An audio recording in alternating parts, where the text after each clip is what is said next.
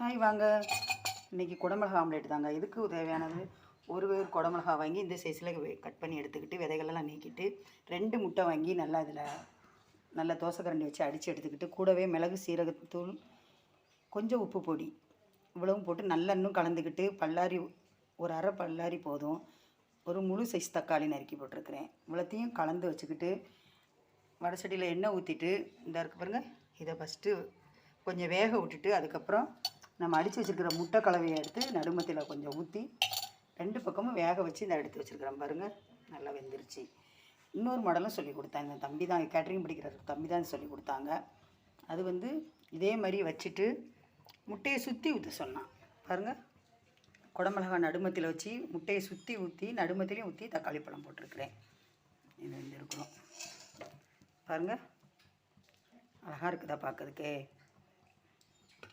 2மே தம்பி தான் சொல்லி கொடுத்தான். தேங்க்ஸ்டா தம்பி. பிடிச்சிருந்தா லைக் பண்ணுங்கள், ஷேர் பண்ணுங்கள், மறக்காமல் சப்ஸ்கிரைப் பண்ணுங்கள். தேங்க்யூ.